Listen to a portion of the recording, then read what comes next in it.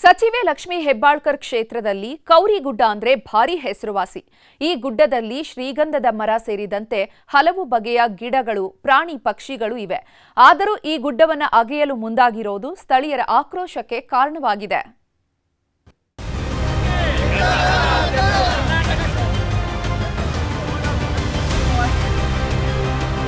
ಕಾಡು ಬೆಳೆಸಿ ನಾಡು ಉಳಿಸಿ ಅನ್ನೋ ಮಾತಿದೆ.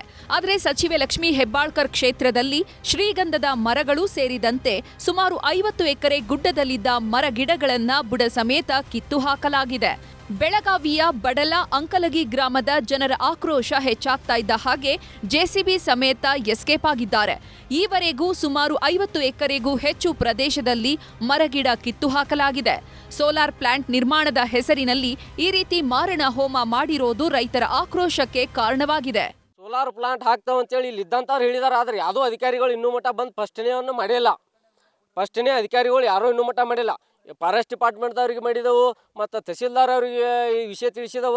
ತಲಾಟಿ ಮತ್ತು ಇಲ್ಲಿದ್ದಂಥ ಸರ್ಕಲ್ ಹೇಳ್ತಾರೆ ಇದನ್ನು ಪರ್ಮಿಷನ್ ಕೊಟ್ಟದ್ದು DC ಅವರಂತೆ. ಈ ಸರ್ಕಾರದ ವಿರುದ್ಧ ಧರಣಿ ಕುಂದಿರ್ತಾವೆ ನಾವು. ಯಾಕಂದ್ರೆ ತಪ್ಪಿತಸ್ಥರ ಮೇಲೆ ಶಿಕ್ಷೆ ಆಗಬೇಕು. ಇಷ್ಟೊಂದು ಲಕ್ಷಾಂತರ ಗಿಡ ಇವತ್ತು ಹಾಳು ಮಾಡಿದ್ದಾರೆ. ಸಿರಿಗಂಧ ಗಿಡಗಳನ್ನ ಇಲ್ಲಿ ತುಡುಗು ಮಾಡ್ಕೊಂಡು ಹೋಗಿದ್ದಾರೆ ಕಡದ. ಮರಗಳ ಮಾರಣ ಹೋಮದ ವಿಚಾರ ಬಿತ್ತರ ಆಗ್ತಿದ್ದ ಹಾಗೆ ಸ್ಥಳಕ್ಕೆ ಅರಣ್ಯ ಇಲಾಖೆ ಅಧಿಕಾರಿಗಳು ದೌಡಾಯಿಸಿ ಸಮಜಾಯಿಷಿ ನೀಡುವ ಕೆಲಸ ಮಾಡಿದ್ದಾರೆ.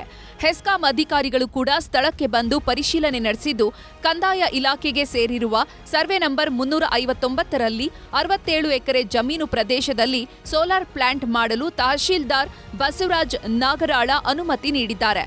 ಇದನ್ನ ಹೆಸ್ಕಾಂಗೆ ಕಳುಹಿಸಿದ್ದು ಇಂಧನ ಇಲಾಖೆಯಿಂದ ಈ ಪ್ಲಾಂಟ್ ನಿರ್ಮಾಣ ಮಾಡಲಾಗ್ತಾ ಇದೆ. ಪಿಎಂ ಕುಸುಮ ಫೀಡರ್ ಲೆವೆಲ್ ಸೋಲರೈಸೇಷನ್ ಯೋಜನೆಯಡಿಯಲ್ಲಿ ಸೌರ ಘಟಕ ಸ್ಥಾಪನೆಗೆ ಅನುಮತಿ ನೀಡಲಾಗಿದೆ. ಜಿಲ್ಲಾಧಿಕಾರಿಗಳು ಹಾಗೂ ಅರಣ್ಯ ಅಧಿಕಾರಿಗಳ ಪರ್ಮಿಷನ್ ಸಿಕ್ಕದಂತ ಆ ಪರ್ಮಿಷನ್ ತೋರಿಸ್ರಿ ಅಂತ ಬಂದ್ರೆ ಇಲ್ಲಿಂದ ಓಡಿ ಹೋಗಿದ್ದಾರೆ ಅವರು.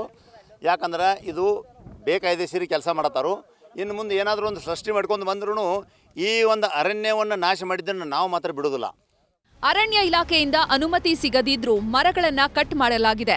ಈ ಬಗ್ಗೆ ಸ್ಥಳಕ್ಕೆ ಬಂದ ಹೆಸ್ಕಾಂ ಅಧಿಕಾರಿಗಳನ್ನ ಕೇಳಿದ್ರೆ ಮೌಖಿಕವಾಗಿ ಅರಣ್ಯ ಇಲಾಖೆ ಅಧಿಕಾರಿಗಳು ಹೇಳಿದ್ದಾರೆ, ಹೀಗಾಗಿ ಕೆಲಸ ಆರಂಭಿಸಿದ್ದೇವೆ ಅಂತ ಹೇಳ್ತಿದ್ದಾರೆ.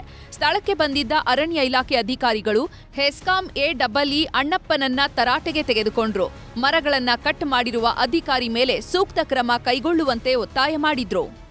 ಮರಗಳ ಕಡಿತಲಾಗಿರೋ ಕುರಿತಂತೆ ನಾವು ಮೇಲ್ನೋಟಕ್ಕೆ ನಮಗೀಗ ಮಾಹಿತಿ ಬಂದಿರೋ ಪ್ರಕಾರ ಅದು ಏನು ಜಮೀನಿದೆ, ಸರ್ಕಾರಿ ಜಮೀನಿದೆ, ಅದರಲ್ಲಿ ಮರಗಳು ಕಡಿತಲಾಗಿದೆ ಅಂತ ಹೇಳಿ ಮಾಹಿತಿ ಬಂದ ಹಾಗೆ ಈಗಾಗಲೇ ನಿನ್ನೆ ನನಗೆ ಮಾಹಿತಿ ಬಂದ ತಕ್ಷಣವೇ ACF ಅವರಿಗೆ ಇದರದ್ದು ಎಂಕ್ವೈರಿಗೆ ತನಿಖೆಗೆ ಆದೇಶ ಮಾಡಿದ್ದು. ACF ಅವರು ಸ್ಪಾಟ್ ವಿಸಿಟ್ಗೆ ಈಗ ಹೋಗಿದ್ದಾರೆ, ಸ್ಪಾಟ್ ವಿಸಿಟ್ ಮಾಡ್ತಾ ಇದ್ದಾರೆ. ಅರಣ್ಯ ಅಧಿಕಾರಿ ಅನುಮತಿ ಕೊಟ್ಟಿದ್ದಾರೋ ಇಲ್ವೋ, ಅದು ಅರಣ್ಯ ಭೂಮಿಯೋ ಇಲ್ವೋ ಅಂತ ಕೇಳಿದ್ರೆ ಬಾಯ್ ಬಿಡ್ತಾರೆ.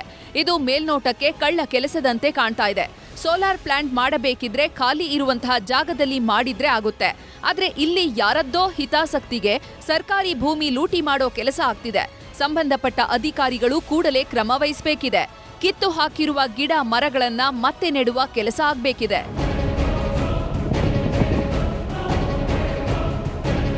ಚಂದ್ರಕಾಂತ್ ಸುಗಂಧಿ, ನ್ಯೂಸ್ 18 ಬೆಳಗಾವಿ.